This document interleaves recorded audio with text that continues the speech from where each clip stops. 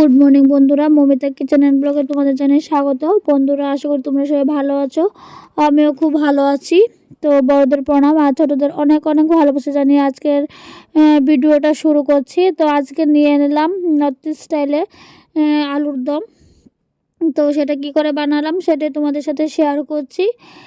তো সেটা আমার একটা ইউআইটির একটা আমি আমার এমনিতে দিদি, বাট আমি বৌদি বলে ডাকি। তো সেই বৌদি থেকে রেসিপিটা আবার নেওয়া, তো সেটা তোমাদের সাথে শেয়ার করছি। তো দেখো, তো ফার্স্টে কি করলাম, আমি আলুগুলিকে খোসা শুদ্ধা সেদ্ধর জন্য বসিয়ে দিলাম। তো আলুগুলি আমি খোসা শুদ্ধা সেদ্ধ বলাম, কারণ যেহেতু আমি এক্সট্রা আলুগুলিকে সেদ্ধ করছি, খোসা ছাড়িয়ে যদি সেদ্ধ করি তাহলে এটার মধ্যে কিন্তু একটা জল জল লেগে থাকে। তার জন্য খোসা সহ সিদ্ধ করলে ভালো। তো সামান্য একটু নুন দিয়ে আমি খোসা নিয়ে সেদ্ধ করে নিলাম। তো দেখো, আলুগুলির খোসা কিন্তু আমি এখন ছাড়িয়ে নিয়েছি। আর এখানে আমি আদা, টমেটো, কাঁচা লঙ্কা এগুলিকে পেস্ট করব। তো তার জন্য করেছি। আর সেখানে কড়াইটার মধ্যে তেল দিয়ে দিলাম। আর কড়াইটার মধ্যে গ্রিন দিয়ে দেখছো আমি একটু কড়াইশুঁটির একটু পুর করেছিলাম কড়াইশুঁটির পরোটার জন্য। তো সেটার ভিডিও পরবর্তীতে পাবে। তো তার জন্য কড়াইটার মধ্যে একটু গ্রিন দেখতে পাচ্ছ। তো আর দেখো, তেলের মধ্যে আমি সামান্য একটু নুন দিয়ে কিন্তু আলুগুলিকে কিন্তু ছেড়ে দিলাম। তো আলুগুলিকে আমি এখন ভাজবো। তো আলুগুলিকে বেশি একটা ভাজতে হবে না, কারণ যেহেতু আমি আলুগুলিকে তো সিদ্ধ করে নিয়েছি।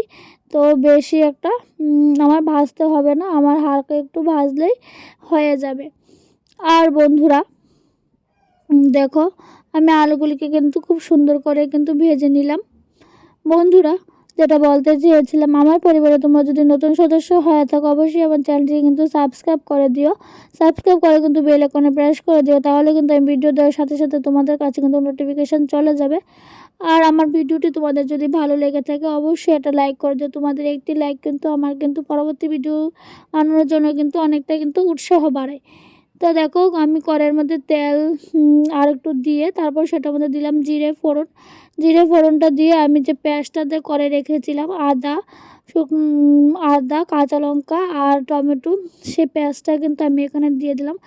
টমেটো যদি না থাকে সেক্ষেত্রে কিন্তু টমেটো কেচাপটাও ব্যবহার করা যায়।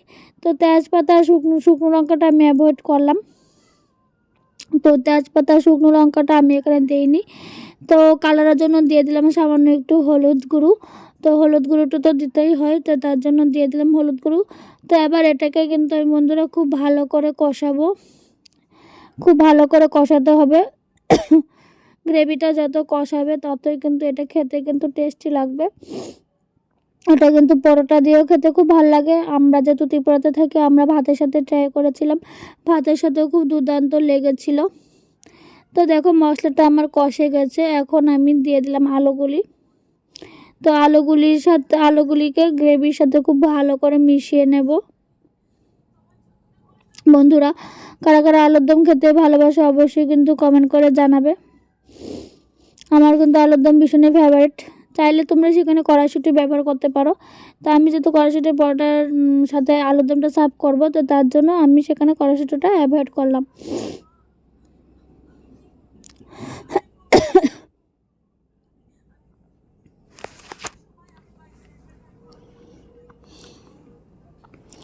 তো দেখো, খুব সুন্দর কিন্তু হচ্ছে, একদম গ্রেভি এটা মাখো মাখো একটা বানিয়েছি।